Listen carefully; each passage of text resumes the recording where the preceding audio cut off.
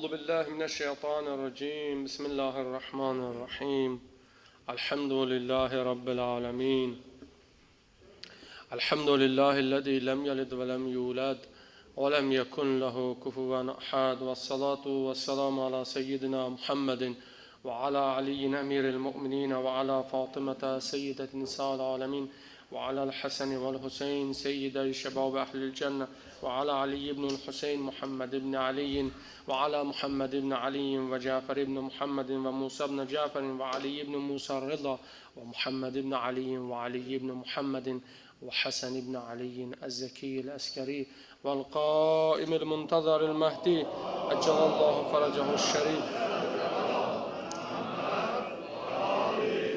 أوصيكم عباد الله ونفسي بتقوى الله رب اشرح لي صدري ويسر لي أمري واحلل عقدة من لساني يفقهوا قولي.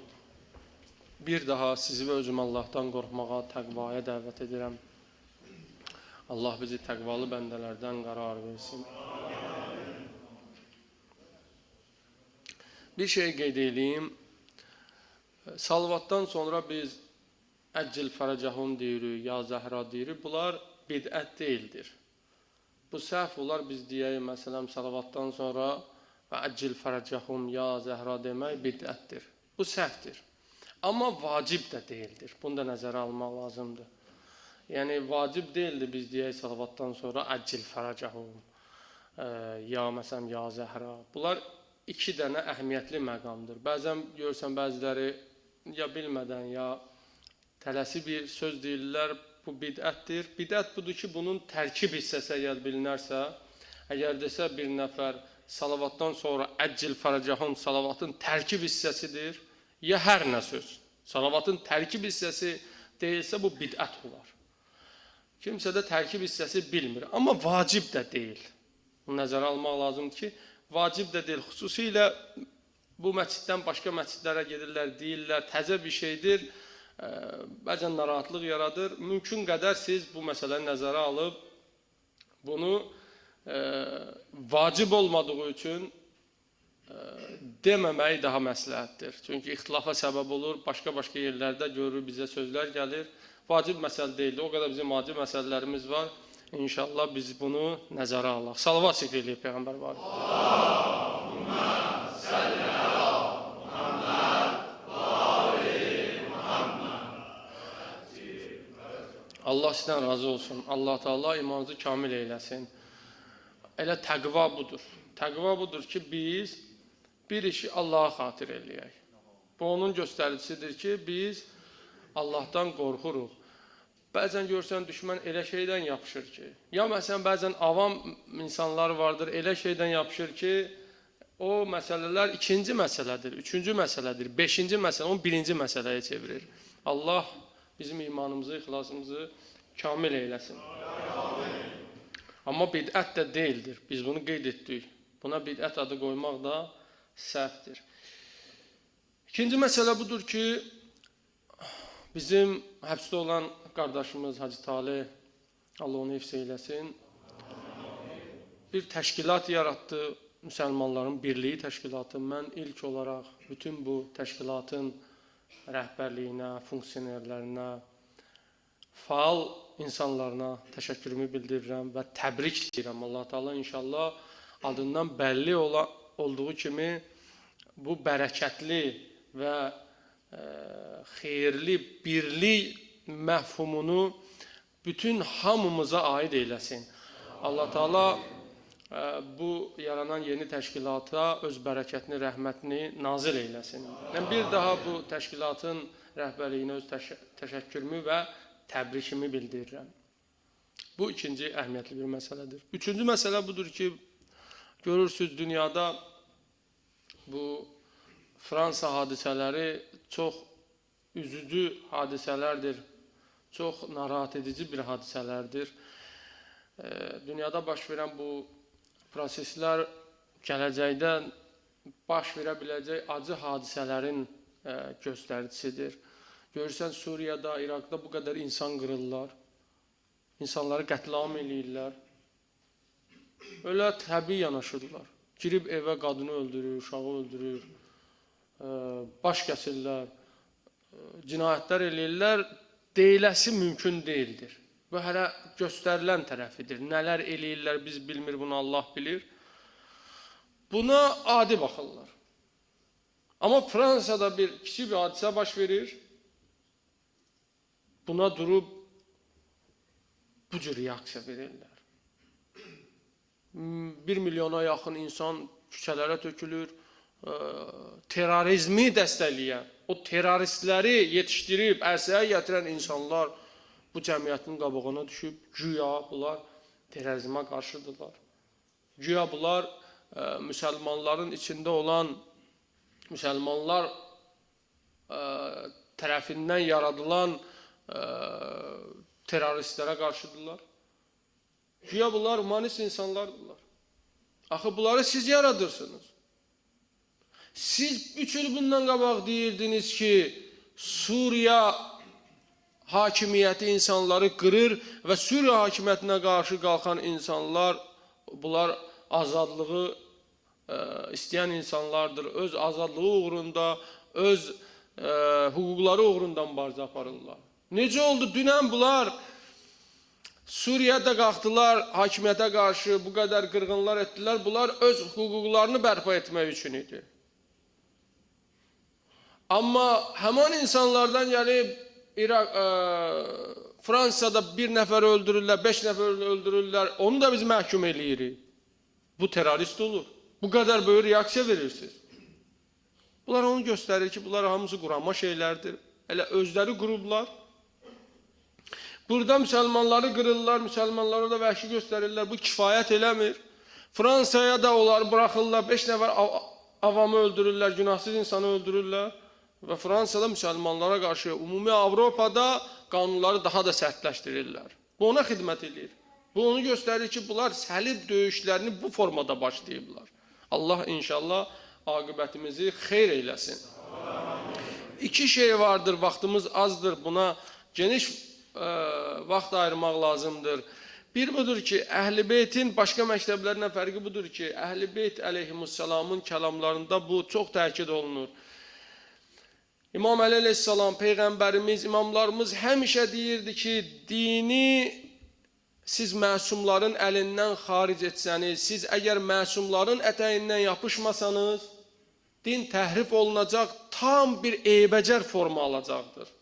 Din tam olaraq öz dəyərlərinin əksinə çevriləcəkdir. Əgər məsumun əlindən çıxarsa, əgər din təbliğ eləyənlər məsumların səhvdən uzaq olan insanların ətəyindən yapışmasalar, zaman-zaman təhrif olunacaqdır. Bugün müsəlman dünyasının ən böyük faciəsi budur ki,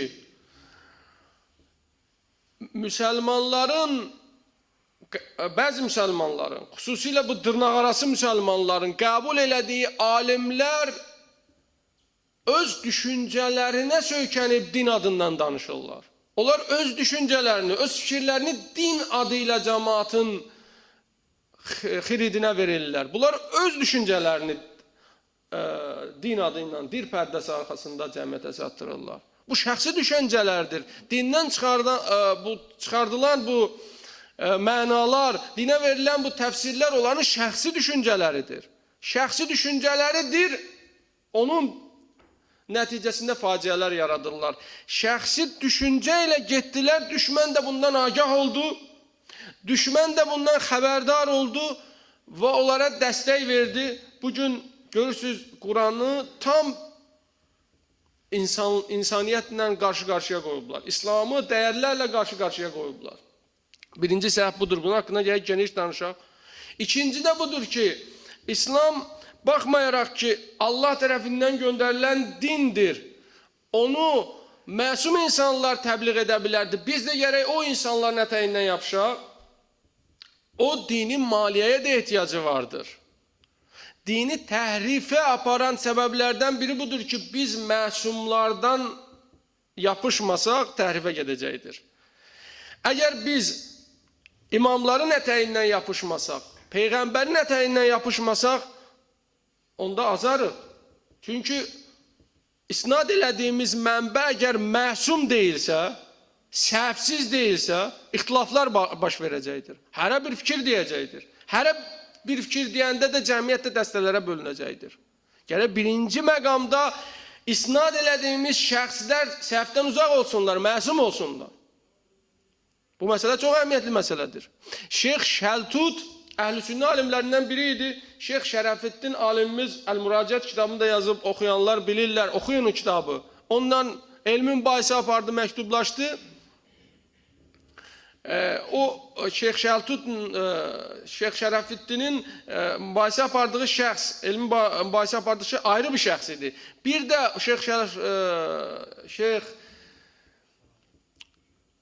şeyximiz, alimimiz elmin bahisi aparırdı başqa bir alimlə, Şeyx Səlim adlı bir alim ilə bu müraciət kitabı meydana gəldi. Şeyx Şərəfiddinin səyləri nəticəsində Şiə məktəbi də rəsmi də olmasa, qeyri-rəsmi olaraq Əhl-i-Sünnə dünyasında qəbul olundu. Və buna Şeyx Şəltut rəy verdi. Dedi, bəli, Əhl-i-Beyt məktəbi Allahın yer üzündə olan Peyğəmbərinin getdiyi yola istinad olunur. Əhl-i-Sünnə alimlərin bəziləri etiraz elədilər. Mən bu etirazı bildirmək istəyirəm. Şeyx Şərəfiddin onlara, Şeyx Şəltut onlara cavab verdi. Dedi, necə olur ki, bizim 4 imamımız var, onların 12 imamı vardır. Diqqətlə qulaq asın. 12 imamın hamısı Qureyşdəndir. Tayfalar içində İslamda Qureyş ən üstün tayfalardan sayılır. Qureyş içində də tayfalar vardır.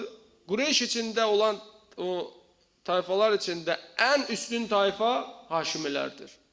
Peyğəmbərin nəslidir. Deyir, necə olur ki, bunların imamları 12 imam Qureyşdən, Qureyşin içində olan ən üstün tayfadan olan Haşimilərdən, ondan əlavə 12 imamın bütün məsələlərdə fikri eynidir.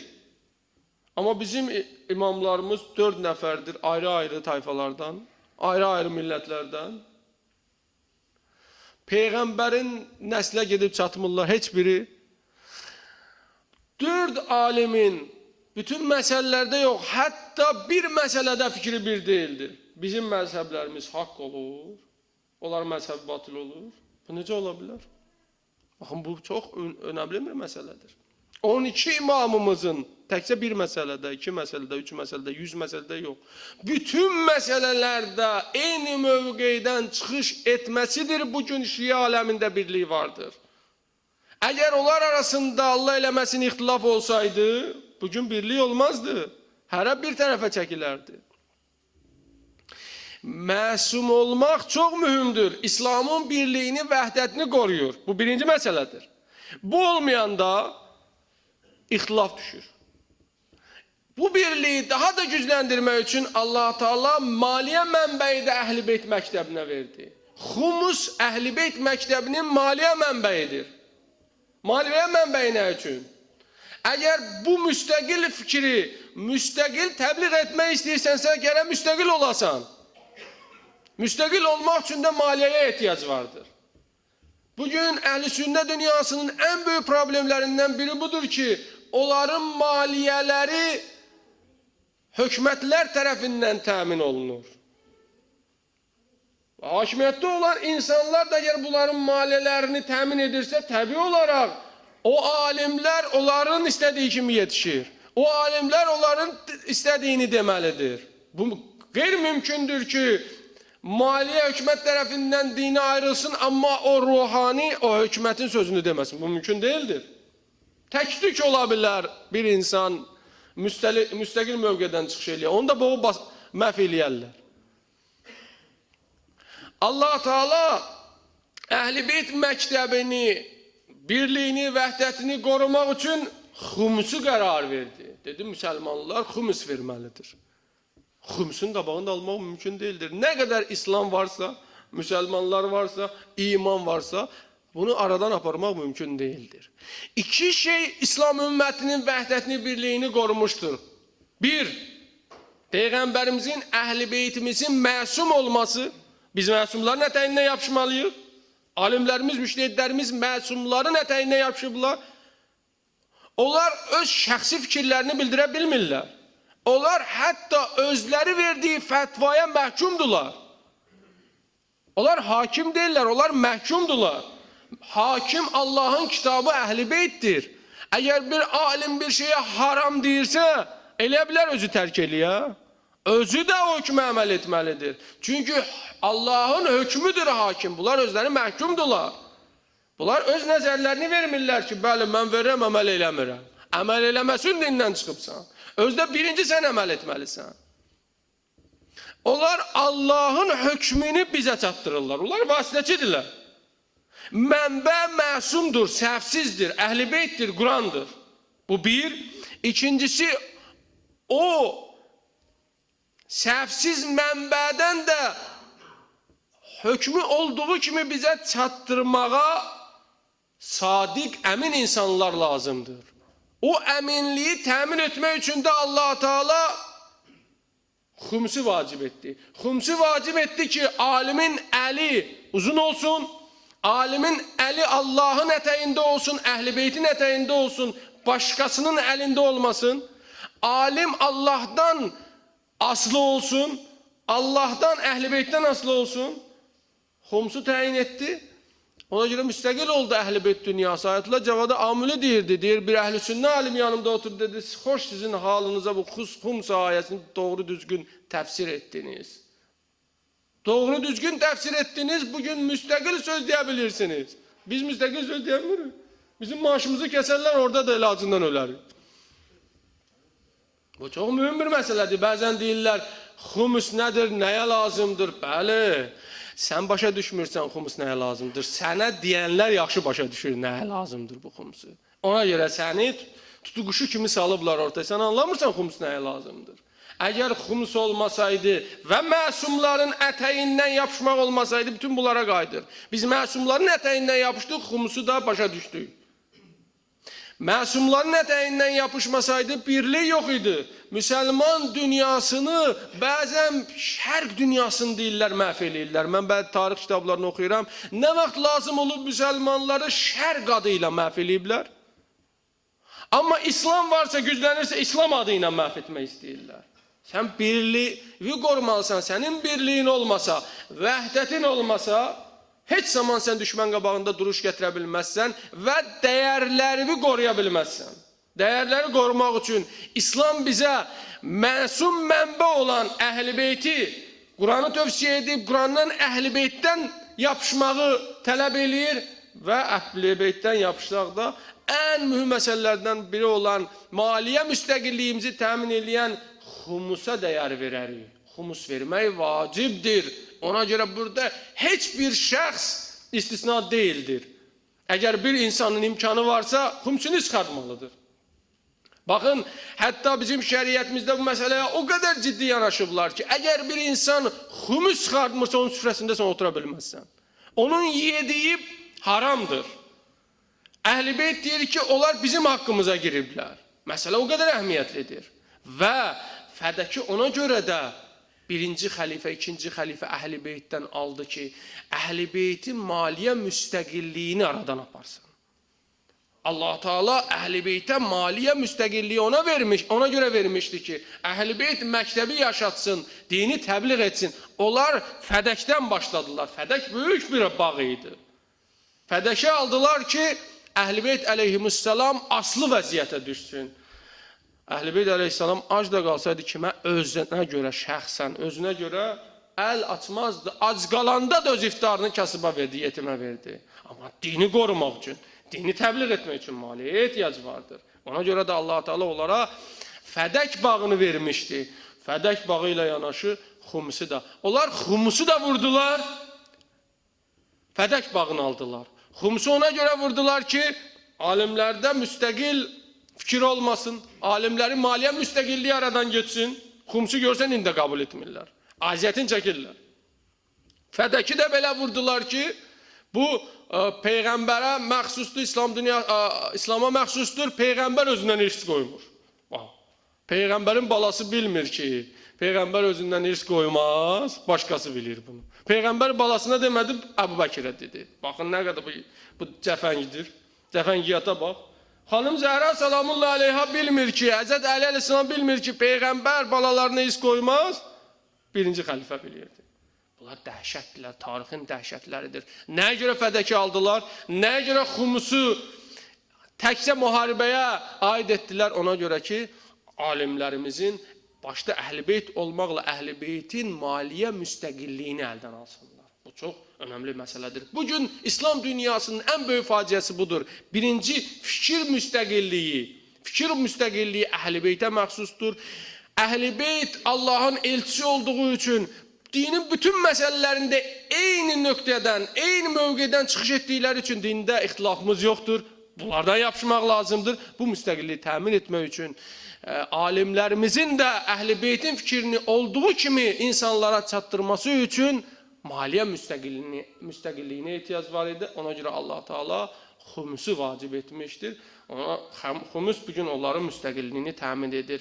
İslam dünyasının nə olursa olsun Əhl-i-Beyt məktəbində heç nə olmaz. Zəifləyər, itməz. Amma başqa məktəblər ondan bundan pul aldıqları üçün, ondan bundan asılı olduqları üçün elə alimləri yetişər ki, tam öz sələflərinin əleyhinə gedəcəkdir. Tam öz xələflərinin əleyhinə gedəcəkdir. Çünki başqası yetişdirir. Onun pulunu başqası verir.